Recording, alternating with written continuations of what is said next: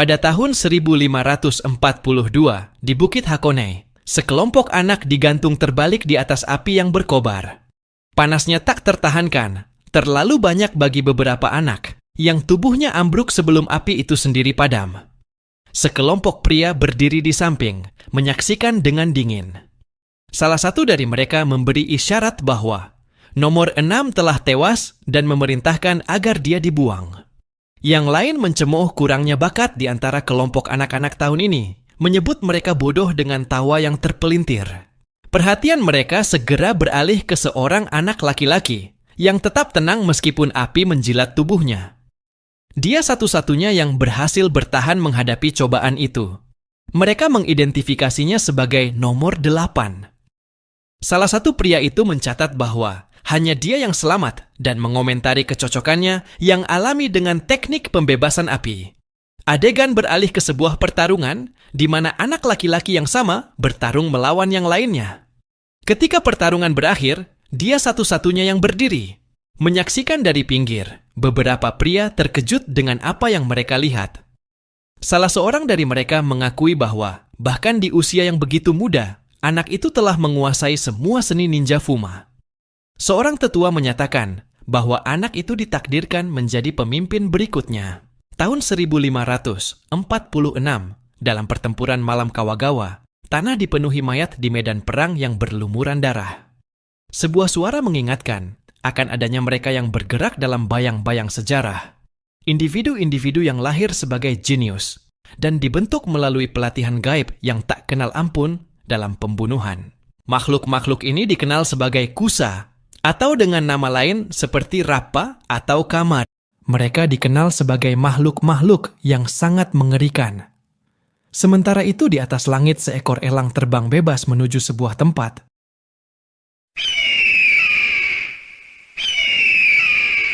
Di sana terlihat 3 ninja kini berada di hadapan seorang tetua yang memuji serangan mendadak mereka yang luar biasa. Tetua ini adalah Hojo Janan.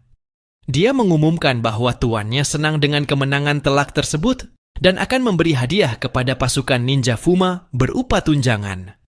Dia menyatakan harapannya akan kesuksesan mereka yang berlanjut dengan mengarahkan kata-katanya khususnya pada salah satu ninja. Anak laki-laki itu mengangkat pandangannya dan memberi konfirmasi. Namanya adalah Fumao kelima, anak laki-laki muda yang selamat dari api dan tumbuh menjadi pejuang yang mematikan. Janan membubarkan mereka, dan para ninja menghilang ke dalam bayang-bayang. Di dalam gedung, seorang ninja yang menggantung dari langit-langit memperingatkan Janan agar tidak terlalu mempercayai mereka. Dia mengingatkan tetua bahwa Fuma berbeda dari ninja lainnya, individu-individu luar biasa yang dibentuk melalui pelatihan brutal. Medan perang, katanya, hanyalah tumpukan mayat yang mengerikan, tak dikenali bentuknya, yang dibentuk oleh ninjutsu mematikan Fuma yang melampaui teknik konvensional. Janan terkekeh gelap. Dia mengklaim tidak perlu khawatir. Fuma, setelah semua, mengikuti aturan yang tak tergoyahkan, yaitu kesetiaan mutlak kepada klan Hojo. Siapapun yang melanggarnya akan menghadapi kematian. Dia menggambarkan klan itu sebagai terikat pada aturan ini, menyebut mereka makhluk terkutuk. Bagi Janan, mereka adalah alat yang sempurna. Pada tahun 1579, dalam pertempuran Kasewa, seorang jenderal berkuda melintasi medan perang sambil berteriak agar anak buahnya meraih kepala komandan musuh dan membuat nama untuk diri mereka sendiri. Namun, serangan itu tiba-tiba terhenti ketika dia melihat seorang anak berdiri sendirian di jalannya. Bingung, dia memerintahkan agar anak itu dibunuh. Anak laki-laki itu dengan tenang melepas topengnya, dan tekniknya menyala dengan teriakan transformasi api. Ledakan besar meletus dari tubuhnya. Api menyobek udara, memotong kepala kuda, dan membakar para prajurit dalam nyala api. Kulit meleleh dari tulang saat inferno menyebar di medan perang. Tersembunyi di bawah tanah, ninja-ninja lainnya bersembunyi. Wajah mereka muncul melalui tanah, lalu melompat ke dalam kekacauan, mendarat di depan jenderal yang masih di atas kuda. Penampilan mereka membuat jenderal itu ketakutan. Dia langsung mengenali mereka. Mereka adalah Kusa. Bingung dan takut, dia gagal bereaksi tepat waktu. Kodoro tiba-tiba muncul di belakangnya, dan dengan gerakan cepat dari tangannya, dia memotong bersih kepala pria itu, mengakhiri hidupnya dalam sekejap. Di atas medan perang, seekor elang berputar di langit yang dipenuhi asap. Kodoro menatapnya, pikirannya terpusat pada dirinya sendiri. Bagi Kodoro, membunuh adalah segalanya. Dia membunuh untuk bertahan hidup, dan dia akan terus membunuh. Pada tahun 1613, Kodoro yang kini berusia 80 tahun, dibawa ke depan dengan belenggu di tangan. Ninja yang dulunya ditakuti, tinggi dan kekar, dibawa melalui sebuah desa saat orang-orang berkumpul untuk melihat sosok legendaris tersebut. Bisik-bisik menyebar di antara kerumunan. Beberapa terpesona, yang lain ketakutan. Seorang pria terkagum-kagum dengan ukuran tubuh Kodoro, terkejut dengan kehadirannya. Lainnya mundur, menyebutnya monster. Seorang wanita di dekatnya hanya bergumam dengan kata setan, seolah memberi peringatan. Kodoro telah ditangkap oleh Shogunat Edo. Klan Hojo, yang telah dilayani dengan setia oleh Fuma, telah lama jatuh, dikalahkan oleh Toyotomi Hideyoshi selama pengepungan Odawara. Desa tersembunyi mereka juga telah dihancurkan, meninggalkan tak ada tempat perlindungan atau warisan. Kodoro dipaksa berlutut, mempersiapkan diri untuk menghadapi eksekusi. Seorang pria maju dan bertanya apakah dia memiliki kata-kata terakhir. Kodoro tidak memberikan jawaban. Dalam hatinya menerima saat itu, menyadari bahwa inilah akhirnya. Pria yang akan melaksanakan eksekusi itu berkomentar bahwa bahkan legenda seperti Kodoro tidak bisa mengatasi jumlah yang sangat banyak. Dia mencatat bahwa Kusa dari Higa dan Koga masih tampaknya memiliki tujuan. Tetapi ketika Kodoro menatapnya, pria itu membeku, terperangkap dalam ketakutan primitif. Saat detik-detik kematian semakin dekat, pikiran Kodoro berlarian ke dalam dirinya. Tawa pahit dan penerimaan bergema dalam pikirannya. Dia merenungkan tubuhnya yang menua dan takdir yang telah menjemputnya. Dia bertanya-tanya mengapa dia hidup begitu lama ketika dia tidak pernah takut mati. Dia bertanya-tanya apakah Master Kite masih hidup, masih mengawasi dari jauh. Dan jika dia masih hidup, apakah dia akan mengawasinya sekarang? Dia merasa iri pada kebebasan yang pernah dimiliki Kaite. Sesuatu yang Kodoro impikan sejak kecil. Sesuatu yang tak terjangkau namun terus dikejar, bahkan hingga usia tuanya. Dia hidup untuk impian itu hingga napas terakhirnya. Pedang itu jatuh, kepala Kodoro terjatuh ke tanah. Namun, saat dunia memudar, matanya tiba-tiba terbuka lebar. Sebuah jari merah muncul, menunjuk tepat ke kepala yang terputus. Kodoro terkejut, tak mampu memahami pemandangan yang surreal itu. Sebuah tangan mistis melayang di depannya. Suara yang tenang dan abadi memilihnya dari balik gerbang gelap. Sebuah sosok yang menyala dengan api muncul, mengklaim bisa melihat dunia melalui segala hal. Pandangan Kodoro terkunci pada api di balik gerbang itu. Suara itu menyatakan bahwa dia akan hidup lagi. Sebuah kilatan cahaya menembus udara. Adegan beralih ke seorang bayi yang berjuang, kelopak matanya berat, paru-parunya menangis minta udara. Bayi itu menjerit kesakitan, dalam pikirannya terasa terdesak dan sesak, lalu insting mengambil alih. Anak itu melepaskan teknik transformasi api. Ledakan kuat meletus saat bayi itu meledak keluar dari tubuh seekor naga, merobek-robek daging makhluk itu. Mengapung di udara, mata bayi itu menyerap dunia aneh dan mistis di sekitarnya. Di bawah, tubuh naga itu jatuh dengan kekuatan dahsyat, menghancurkan sebuah kastil dan mengubahnya menjadi puing. Saat debu mulai terangkat, bayi itu perlahan berdiri. Ia menatap ke atas. Makhluk-makhluk aneh muncul, berkulit hijau, dengan gigi tajam dan telinga runcing. Mungkin iblis. Sodoro yang kini terlahir kembali menyadari keanehan tempat itu. Ia terbaring telentang, menatap langit yang terasa asing dan luas. Pikirannya menjadi jelas. Tanah itu tak dikenal, ada kadal terbang di langit, dan dengan pemahaman itu datanglah kepastian. Ini adalah reinkarnasi. Setelah Kodoro meledak keluar dari naga, seseorang mengamati dari bawah. Seorang wanita menatap ke atas, matanya terbelalak terkejut saat melihat seorang bayi jatuh dari langit. Pada saat yang sama, Kodoro dipenuhi dengan sukacita, perasaan yang tak pernah dia rasakan sebelumnya. Ia menyambut momen itu, dalam hatinya menyatakan bahwa dia telah terlahir kembali, dibanjiri dengan rasa kebebasan yang menyegarkan. Sejak saat itu, dia merasa benar-benar bebas. Hampir 100 tahun sebelumnya, pahlawan Arslad telah mengalahkan Raja Iblis. Dia dan para rekannya dirayakan sebagai 4 pahlawan besar dan menjadi legenda hidup. Namun, dengan bangkitnya Raja Iblis baru, kekuatan ras iblis meningkat pesat. Sebagian besar dunia permukaan telah menjadi bagian dari kerajaan iblis, menandai datangnya era baru, sebuah era yang dikuasai oleh ras iblis. Di masa kini, sebuah makhluk hijau raksasa berdiri di atas Kodoro, dengan kaki besar menindihnya ke tanah. Saat makhluk itu melihat ke bawah, ia memperhatikan bayi yang terjatuh dari langit dan mempertanyakan apa yang dilihatnya. Seorang anak manusia yang jatuh bersama naga. Itu tak masuk akal. Makhluk itu adalah anggota ras Goblin, sang Raja Goblin, yang mengejek pemandangan tersebut.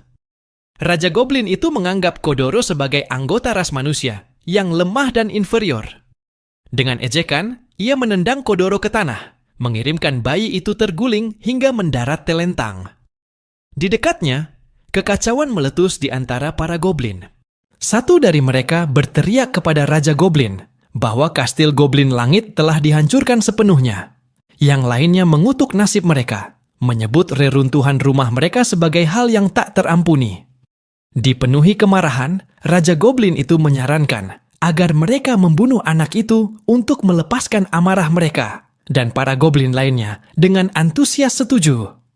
Dengan nafsu darah yang membuncah, mereka mempersiapkan eksekusi yang brutal. Raja Goblin itu mengangkat senjatanya dan membawanya turun dengan kekuatan penuh ke arah Kodoro, menghancurkannya ke bumi.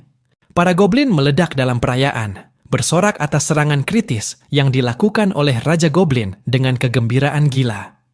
Namun, saat debu mulai terangkat, mata Raja Goblin menyipit. Kodoro entah bagaimana berhasil menghindari serangan itu.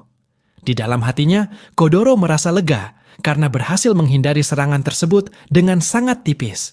Para Goblin tidak bisa percaya apa yang baru saja mereka lihat. Bayi itu telah menghindar. Saat Kodoro mengamati tubuhnya, ia berpikir bahwa bayi memiliki tulang yang kurang berkembang, yang membuatnya sulit bergerak. Meskipun kesulitan, Kodoro memaksakan dirinya untuk berdiri. Tubuhnya gemetar, tapi dia berhasil berdiri. Raja Goblin menatapnya dengan terkejut saat Kodoro tiba-tiba menghilang. Kodoro muncul kembali di atas kepala Raja Goblin, memutar lehernya dalam gerakan yang mengerikan dan tidak alami. Tanpa ragu, ia mengaktifkan teknik ninjutsu, meminjam api. Api menyala di sekelilingnya, membakar Raja Goblin dan dirinya sendiri. Raja Goblin berteriak saat api membakar tubuhnya, tapi Kodoro tetap bertahan, menahan aliran api. Para Goblin hanya bisa menonton dalam keheningan yang terkejut. Salah satu dari mereka menatap dengan tak percaya, mencoba memahami bagaimana bayi itu bisa mengendalikan sihir tingkat tinggi seperti itu. Ini bukan hanya mantra api tingkat lanjut, ini sesuatu yang jauh lebih besar. Sementara itu, mayat naga raksasa tergeletak di sepanjang tangga kastil yang hancur. Tangga yang menuju ke struktur yang hancur itu melengkung ke atas, dan wanita yang sama seperti sebelumnya sedang mendakinya. Saat ia menaiki tangga, kenangan mulai terbangun dalam dirinya. Tempat ini dulunya milik ras elf, dan pemandangan itu membawa perasaan nostalgia. Pikirannya kembali pada bayi itu, yang meledak keluar dari tubuh naga. Dia yakin bayi itu ada di sini. Ketika dia mencapai tingkat atas dan melihat sekeliling, dia dihadapkan pada pemandangan yang mengerikan. Mayat-mayat goblin berserakan di lantai, hancur dengan cara yang brutal. Terkejut, matanya tertuju pada Kodoro yang terjatuh ke tanah, kelelahan setelah pertempuran. Dengan perlahan, dia mendekat, mencoba memahami apa yang dia lihat. Bisakah bayi ini benar-benar melakukan semua ini? Saat dia menarik tudungnya, ekspresinya berubah dari ketidakpercayaan menjadi pengenalan yang tenang. Dia berbisik pada dirinya sendiri bahwa dia akhirnya menemukannya, sebuah benih harapan kecil. Wanita ini adalah Hairi Titania, salah satu dari 4 pahlawan besar legendaris. Sebuah kenangan muncul dalam pikiran Kodoro. Dia melihat dirinya sendiri dalam pelukan ibunya, dengan ayahnya di sampingnya, tersenyum hangat. Kebingungannya memenuhi pikirannya saat ia mencoba memahami gambaran itu. Gambaran tentang tempat kelahirannya muncul. Desanya yang dulu tersembunyi kini telah benar-benar hancur. Abu-abu yang masih membara. Sisa-sisa yang hangus itu berbisik tentang sebuah pembantaian. Satu-satunya tanda kehidupan adalah seorang bayi yang selamat secara ajaib dari api. Mereka yang bertanggung jawab atas kehancuran itu berkomentar tentang keajaiban atau mungkin kehendak seorang ninja. Saat kenangan itu berlanjut, suara Kodoro bergema dalam pikirannya. Dia bertanya-tanya apakah ini benar-benar kenangannya.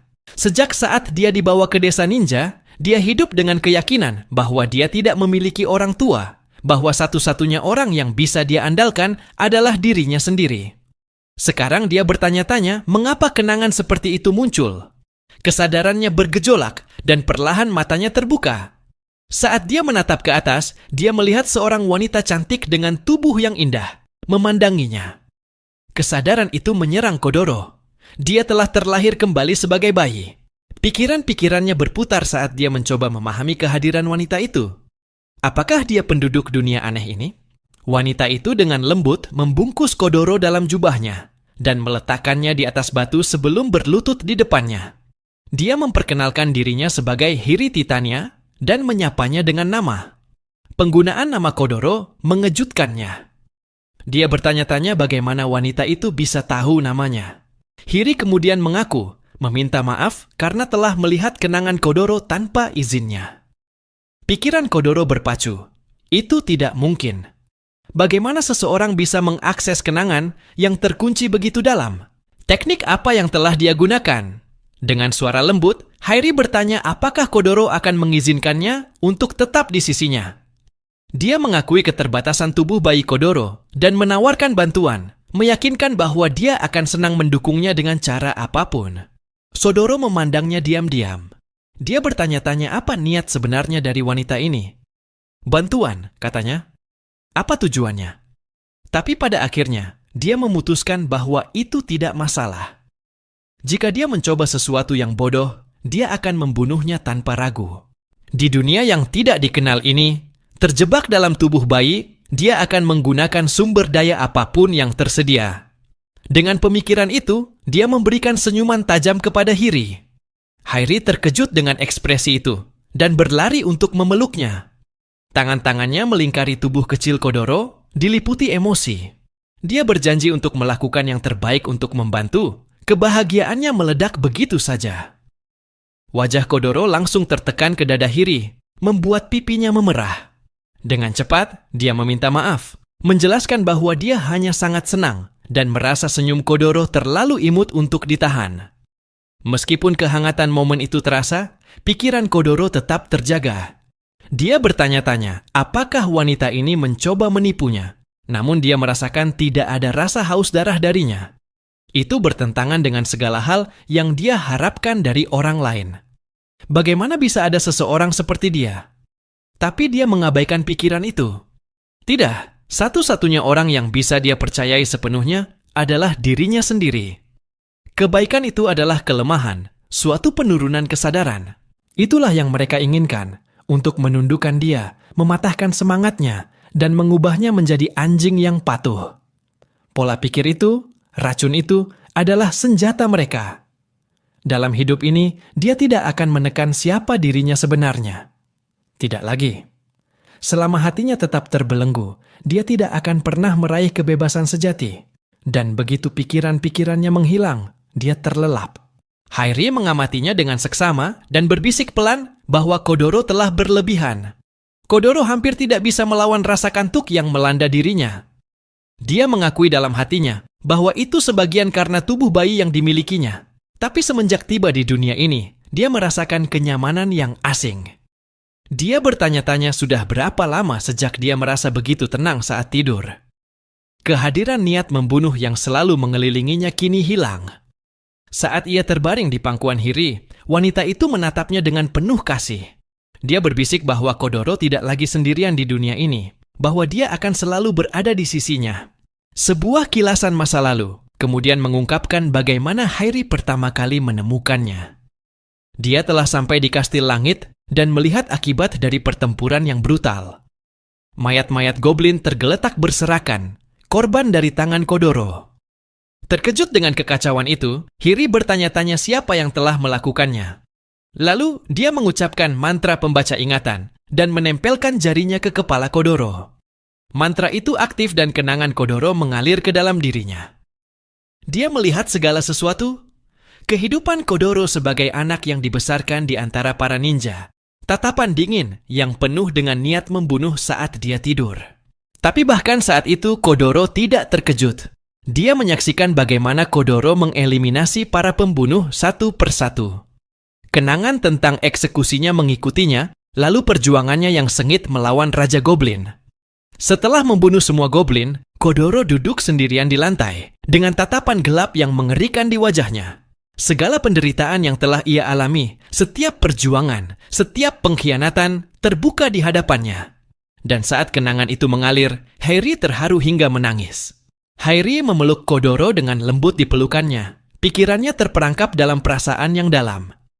Menekan perasaan seseorang selama seumur hidup, betapa mengerikan takdir seperti itu. Itu adalah cara hidup seorang ninja. Satu langkah salah, dan mereka bisa dimakan oleh ras iblis. Namun dalam hati anak ini, Hairi melihat cahaya. Tidak peduli betapa sepinya dia, Kodoro tidak pernah kehilangan harapan. Hatinya tidak menyerah pada keputusasaan. Itu adalah hati seorang pahlawan. Dalam hidup ini, Hiri berharap dia bisa merasakan kasih sayang. Dia tidak lagi sendirian. Saat dia duduk diam di atas batu, Raja Goblin mulai bangkit lagi. Tubuhnya terluka parah, anggota tubuhnya terpelintir dan patah, namun dia masih berusaha bangkit. Ketidakpercayaan tercermin di wajahnya saat ia berjuang menerima kenyataan bahwa seorang bayi manusia telah melakukan ini padanya. Dia, Raja Goblin yang perkasa, telah direndahkan sebegitu rupa. Kemarahan membara dalam dirinya saat dia bersiap untuk menyerang lagi. Tetapi tepat saat itu Kodoro terbangun di pangkuan Hiri. Matanya terbuka tajam, menatap Raja Goblin dengan tatapan tajam dan menusuk. Tanpa ragu, Kodoro mengangkat tangannya, dan dalam satu gerakan yang sangat mudah, dia menghancurkan Raja Goblin hingga tak tersisa. Hiri duduk diam, tidak menyadari apa yang baru saja terjadi. Dia terus memeluk Kodoro, yang sudah kembali tertidur. Waktu berlalu dalam keheningan, hingga dia melihat sesuatu yang terbang di udara. Makhluk itu mengunci mata dengan Hiri. Sebagai tanggapan, dia segera mengucapkan mantra air Ren dan menjatuhkan makhluk itu dari langit. Saat makhluk itu terjatuh, Hairi dengan cepat meraih jubahnya dan melemparkannya ke atas. Kecemasan terpantul di wajahnya. Saat Hiri memproses apa yang baru saja terjadi, dia bertanya-tanya apakah mereka telah terdeteksi oleh Demon Kin. Cara tercepat untuk keluar dari dunia iblis adalah melalui hutan bekas pohon raksasa. Tetapi kini tidak ada pilihan lain. Dia harus melewati hutan Rootwood yang besar.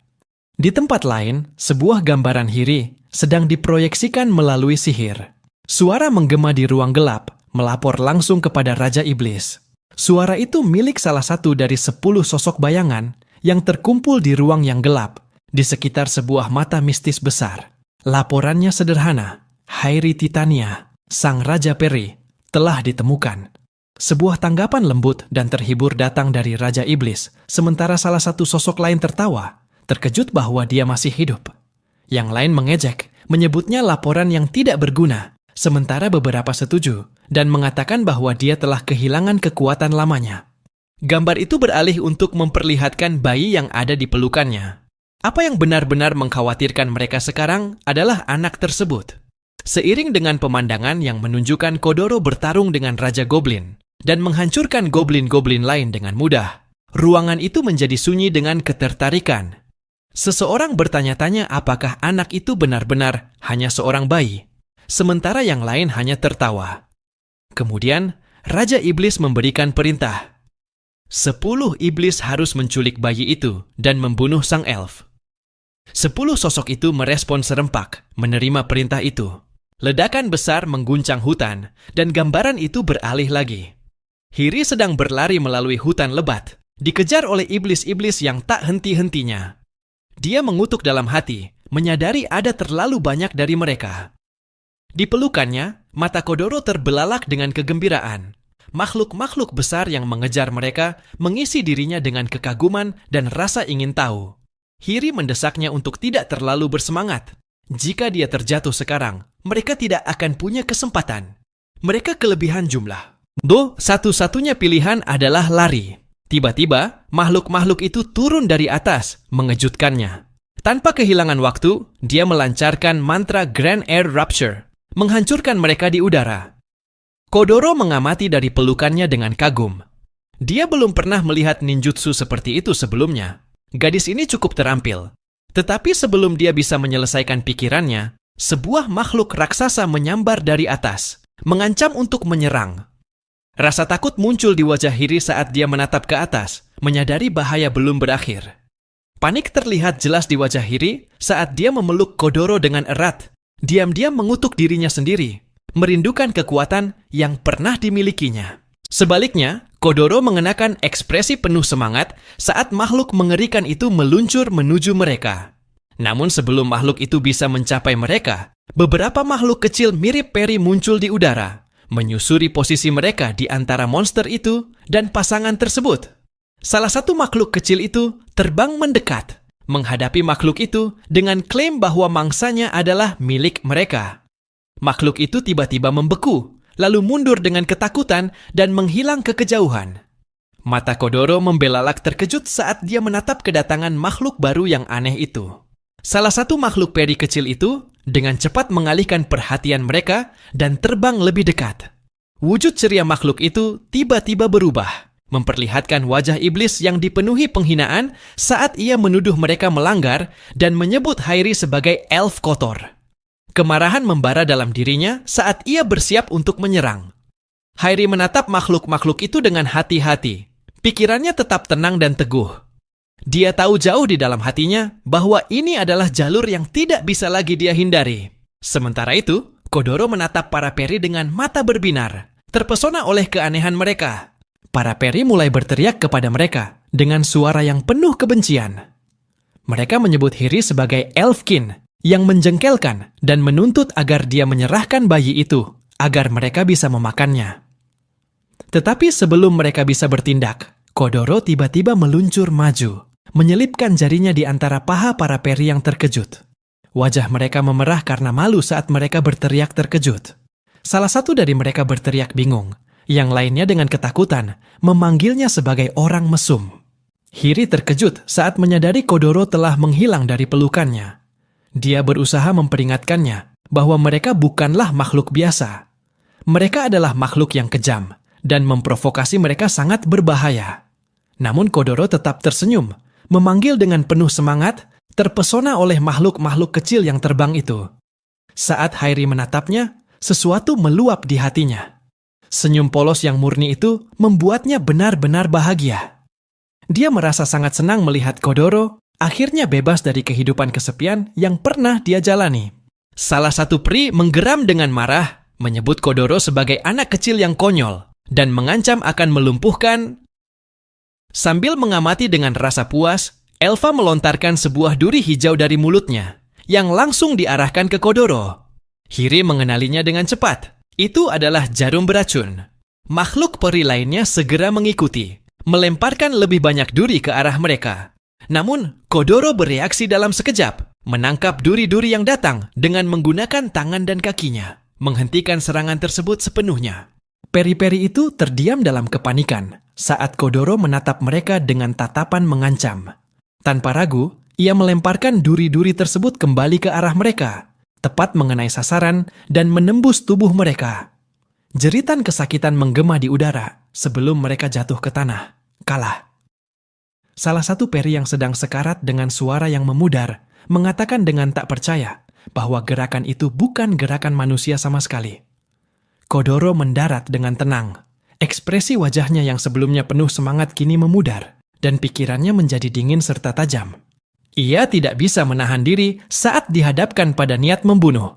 Itu selalu merusak suasana hatinya. Lalu, seakan pertempuran itu tidak meninggalkan bekas, ia hanya berpikir dalam hati betapa mengantuknya dia. Tiba-tiba, sebuah duri raksasa meluncur ke arahnya, tetapi sebelum itu bisa mengenai mereka, Hiri dengan sigap mengangkat Kodoro dan berlari. Darah mengucur deras dari luka baru yang ia terima saat melindungi Kodoro. Kodoro menatapnya dengan mata terbelalak, menyadari kenyataan bahwa Hiri terluka. Hiri terhuyung dan jatuh ke tanah, tubuhnya bergetar, dan darah mengalir deras dari lukanya. Dia menggertakkan gigi, mengutuk kenyataan bahwa duri itu hanya melukai dirinya. Tawa terdengar dari salah satu peri yang tergeletak di tanah. Suaranya lemah namun mengejek. Sebuah makhluk besar mulai mendekat dari kejauhan, dan peri itu mengumumkan kedatangannya. Itu adalah mama mereka, sebuah makhluk peri raksasa yang lebih mengerikan muncul. Kehadirannya seolah menutupi Hiri yang terluka dengan bayangannya. Dengan suara yang penuh pengakuan dan ejekan, makhluk itu langsung menyapa Hiri dengan menyebutkan namanya. Hiri menatapnya dengan tak percaya, terkejut melihat siapa itu. Elva, sang raja peri. Elva memerintahkan agar Hiri menyerahkan bayi itu. Matanya terbakar dengan ambisi saat ia menyatakan bahwa setelah membunuh Hiri, dia akan diakui sebagai salah satu dari 10 Demon King. Kata-kata itu mengejutkan Hiri, seakan tak percaya bahwa Elva akan bergabung dengan Demon King. Sebelum Hiri bisa mengatakan lebih banyak, Elva membungkamnya dengan sebuah teriakan keras. Dengan gerakan mengerikan, Elva mulai menarik senjata dari dalam tenggorokannya. Bagaimana senjata itu bisa tersembunyi di sana adalah misteri sendiri. Saat senjata itu terlepas, Elva menunjukkan bahwa dia tidak akan lagi mengikuti perintah dari Elfkin. Setelah mengeluarkan senjatanya, Elva melancarkan serangan mendadak. Hiri hampir tidak berhasil menghindarinya saat ledakan dahsyat merobek hutan dan menghancurkan pohon-pohon di belakangnya.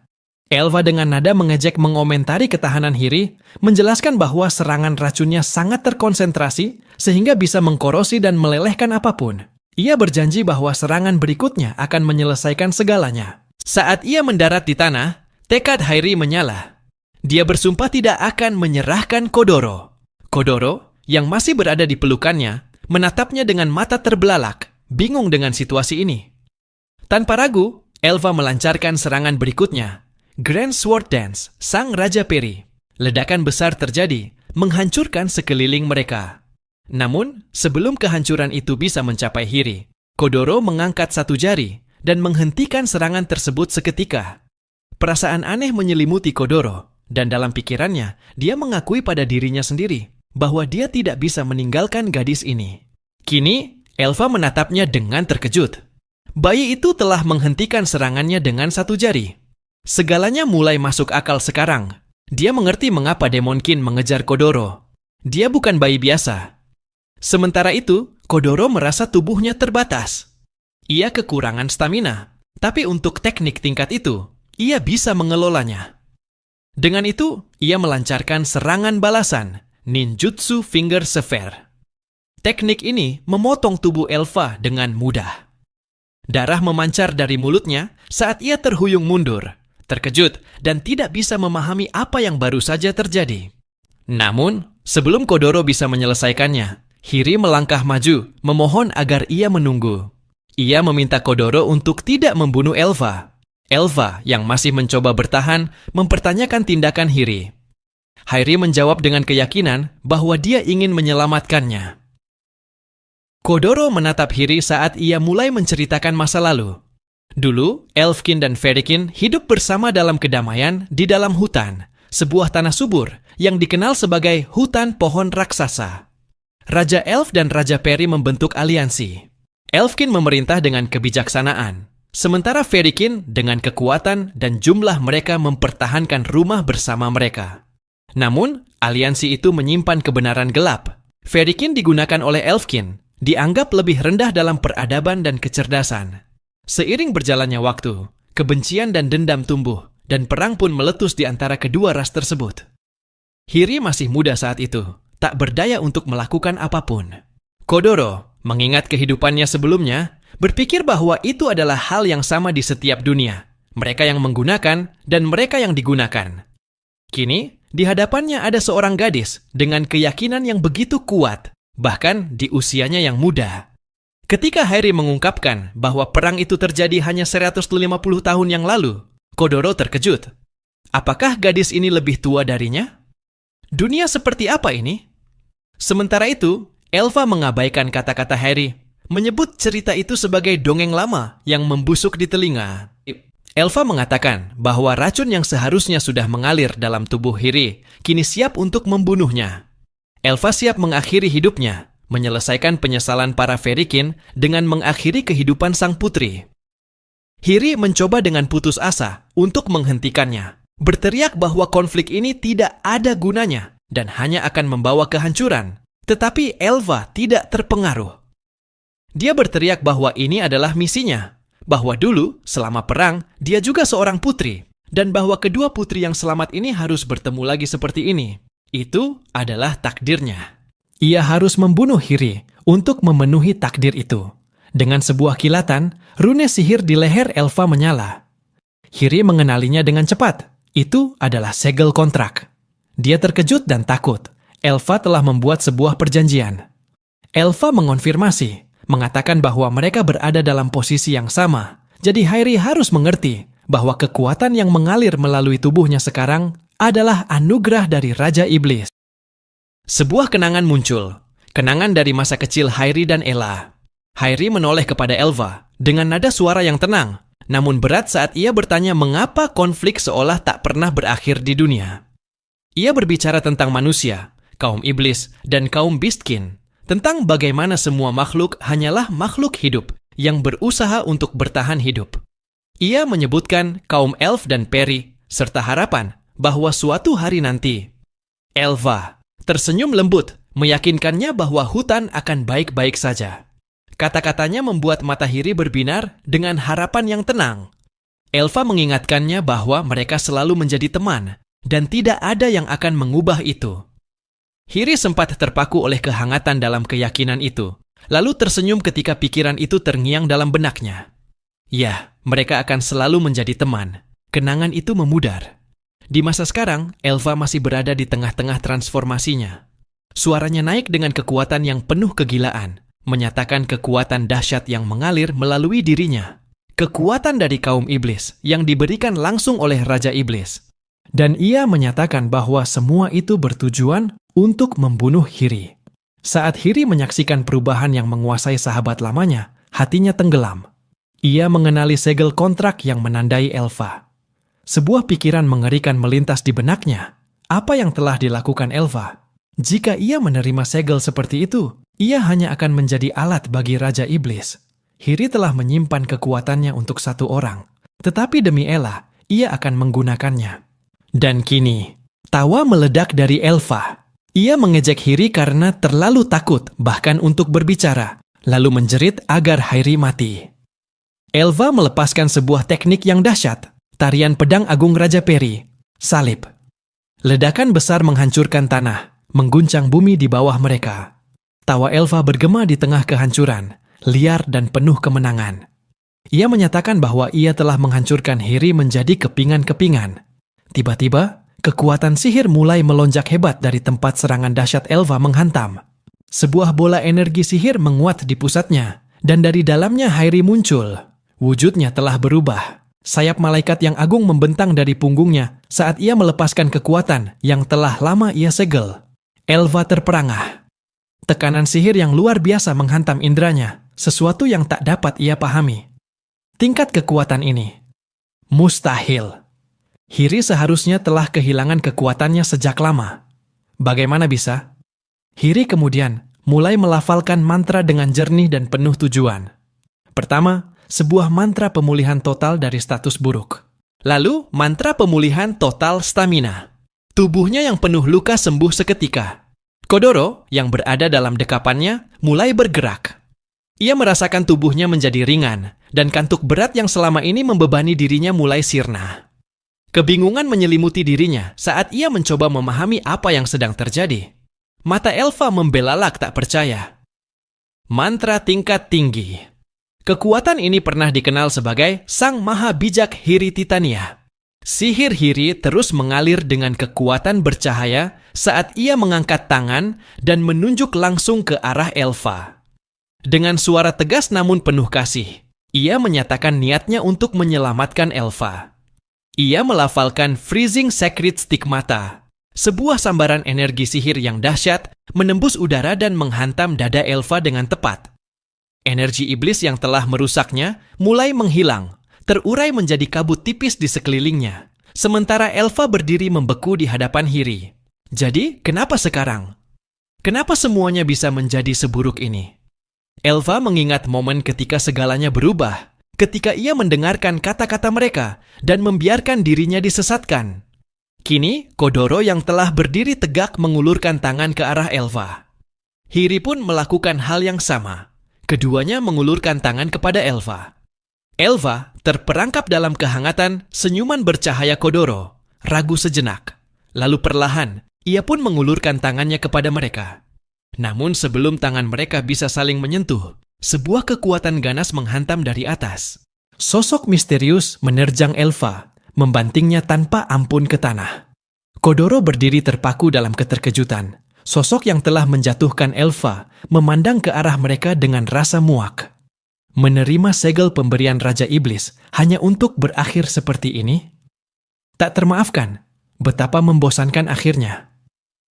Apro, salah satu dari 10 iblis, berdiri dengan penuh kemenangan di atas tubuh Elva.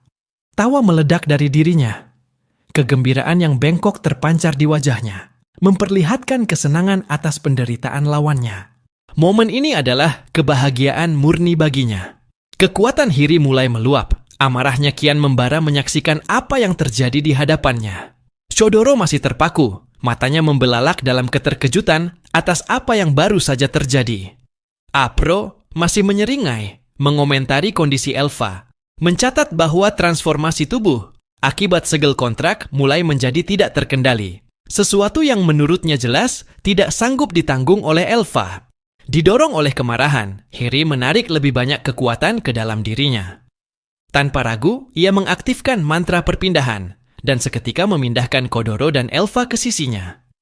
Tanpa membuang waktu, Hiri melafalkan satu lagi mantra dahsyat, Karmic Inferno Annihilation Spell. Ledakan energi raksasa memancar dari tangannya, menerjang sekeliling dengan ledakan yang menghancurkan segalanya. Ketika debu mulai mengendap, Hiri tampak melayang di udara, terengah-engah karena energi besar yang baru saja ia keluarkan. Elva tetap tak sadarkan diri, melayang di sampingnya, sementara Kodoro melayang di dekat mereka. Ekspresinya terpelintir oleh amarah.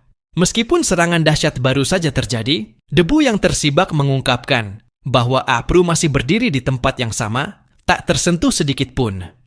Ia batuk kecil, menyeka sedikit debu dari tubuhnya, lalu mengeluh tentang serangan mendadak dan kekacauan yang ditinggalkannya di tubuhnya. Mata Hiri menyipit. Ia menyadari bahwa bahkan mantra api terkuatnya tidak berdampak sama sekali.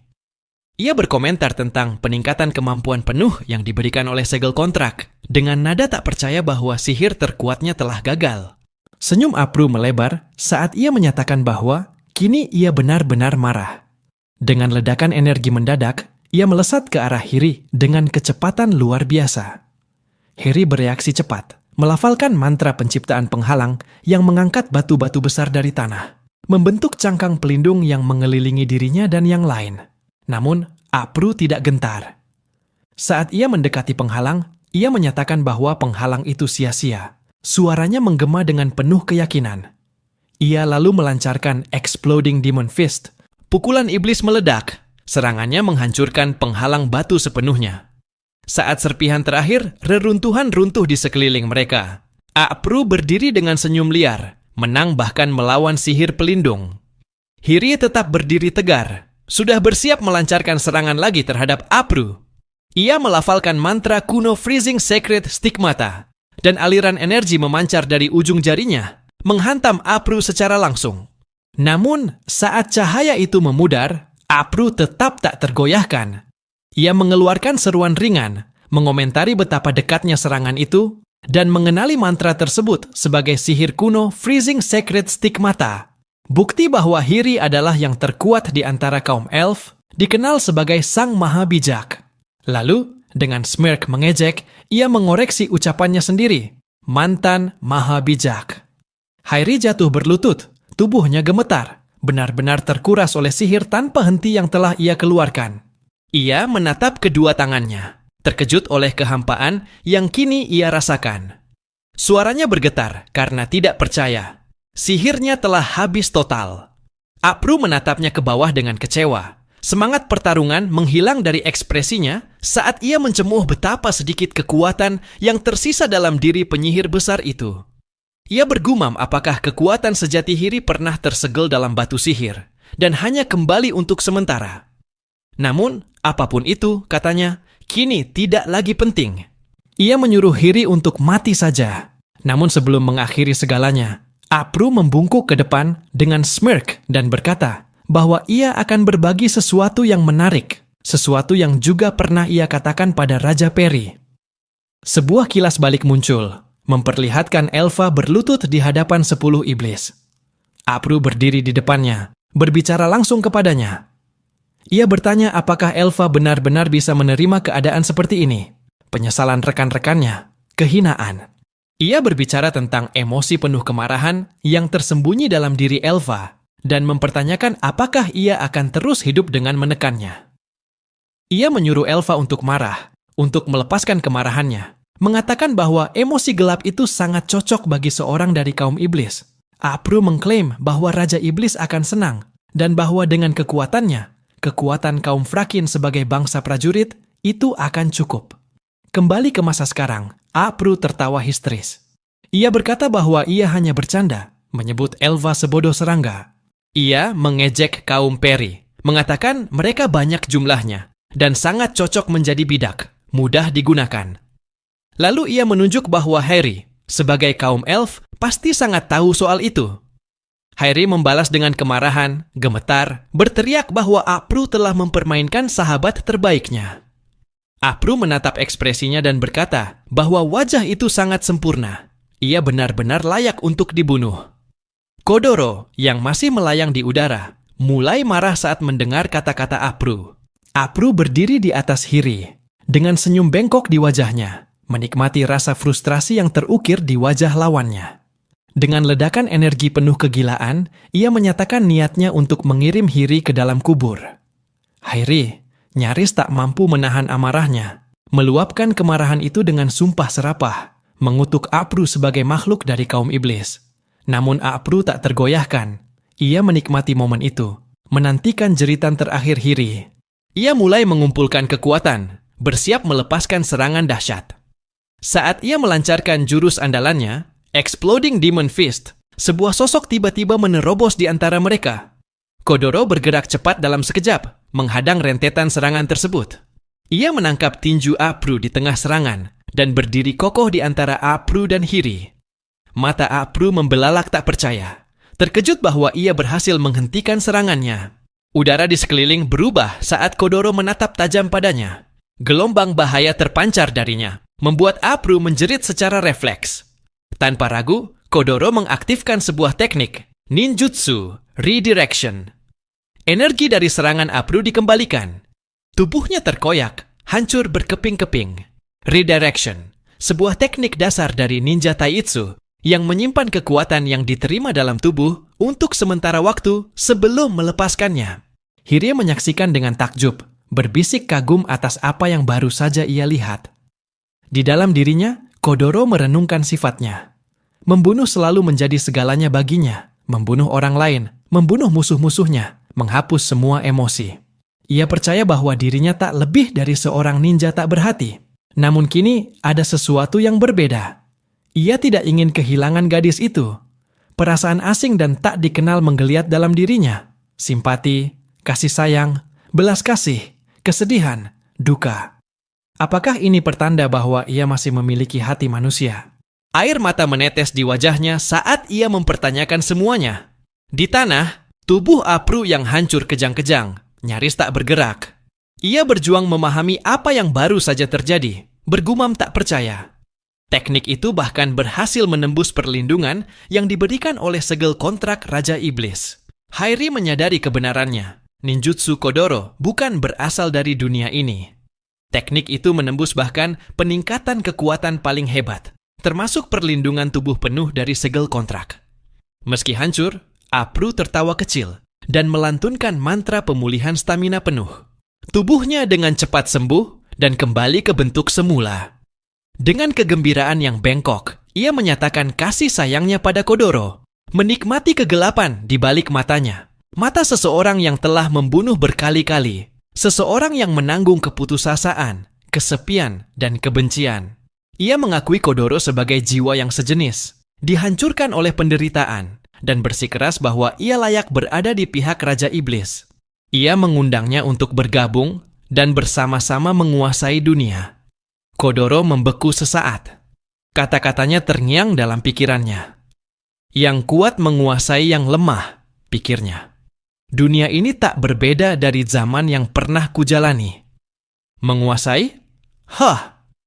Ia menjulurkan lidahnya mengejek sebagai balasan. Apru tertawa terbahak-bahak karena tantangannya, namun ekspresinya segera berubah gelap. Tubuhnya mulai berubah, membesar menjadi bentuk berotot yang masif. Ia berjanji akan membawa Kodoro kembali dengan paksa dan menyatakan niatnya untuk setengah membunuhnya. Energi mengalir liar di sekelilingnya. Hiri menatap dengan terkejut. Kekuatan Apru begitu luar biasa. Inilah kekuatan penuh dari salah satu dari 10 iblis. Apru mengumpulkan seluruh kekuatannya dan bersiap menyerang, melepaskan pukulan iblis meledak kekuatan penuh. Sebelum menyerang, ia bersumpah akan membuat Kodoro tunduk hanya dengan kekuatan, yakin bahwa pada akhirnya Kodoro akan bergabung dengan kaum iblis. Hairi panik, percaya bahwa bahkan ninjutsu kuat Kodoro pasti memiliki batas. Ia takut serangan ini akan terlalu kuat. Ia menjerit, menyuruh Kodoro lari. Namun Kodoro mengangkat tangannya dengan tenang, menahan serangan yang datang. Tanah di bawahnya hancur berantakan, tetapi ia tetap berdiri teguh. Apru terperangah akan ketahanannya. Sebagai balasan, Kodoro sekali lagi menggunakan ninjutsu pengalihan, membalikan kekuatan Apru sendiri terhadapnya. Ledakan yang dihasilkan benar-benar menghancurkan tubuh Apru, membuat Hairi tercengang total. Saat debu mengendap, Kodoro berdiri tegak dan menyatakan dengan tenang, namun penuh perlawanan bahwa ia membenci mereka yang menguasai.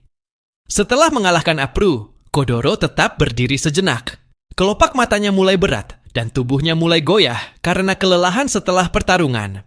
Hiri segera berlari menghampirinya, memeluknya erat. Ia berterima kasih karena telah menyelamatkan mereka dan mendesaknya untuk beristirahat. Perlahan, Kodoro menutup matanya dan tertidur dalam pelukannya. Di dekat sana, Elva tergeletak di tanah, terkekeh lemah saat melihatnya. Ia takjub akan kekuatan bayi manusia yang berhasil melenyapkan salah satu dari 10 iblis hanya dengan satu pukulan. Mata Hiri membelalak melihat Elva masih hidup, dan ia segera bergerak untuk menyembuhkannya. Namun Elva menahannya dan berkata bahwa itu tidak ada gunanya. Elva menjelaskan bahwa ia telah hidup terlalu lama.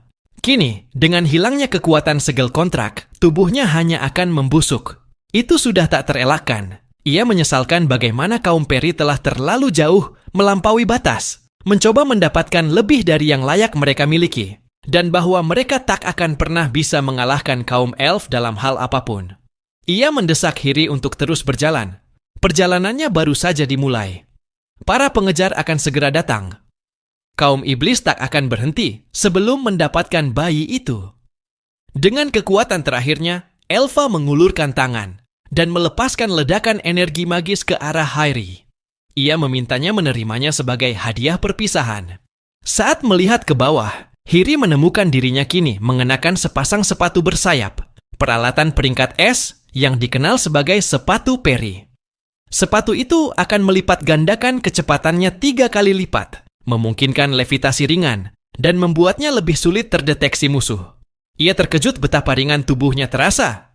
Elva lalu memberitahunya bahwa jika ia tidak memiliki tempat tujuan, ia harus menuju jauh ke timur hutan, melewati pegunungan Panglima Perang, ke sebuah tempat bernama Hidrat. Itulah satu-satunya wilayah di dunia yang belum berubah menjadi alam iblis. Wilayah itu masih bertahan melawan kaum iblis dan menjadi benteng terakhir. Di sana, individu-individu kuat dari seluruh dunia sedang dikumpulkan. Dengan anak laki-laki itu di sisinya, mungkin saja. Suara Elva memudar saat tubuhnya mulai layu. Hiri memaksakan senyum dan membetulkannya, mengatakan bahwa Kodoro bukan hanya sekadar teman seperjalanan. Ia adalah setara, sahabat, rekan satu tim, sama seperti Elfkin dan Ferikin dulu. Ia berjanji akan mewujudkan impian mereka, dunia yang damai, tempat tidak ada yang menindas siapapun. Tubuh Elva yang memudar bergolak dengan kenangan masa kecil mereka. Senyum tipis muncul di wajahnya sebelum ia benar-benar menghilang. Kata-kata terakhirnya melayang di udara saat sisa tubuhnya lenyap, berkata bahwa ia akan menantikannya. Hiri berdiri diam, air mata mengalir di pipinya, dan dengan lirih mendoakan agar Elva beristirahat dalam damai. Adegan berganti. Di tanah tergeletak bola mata Apru yang terputus.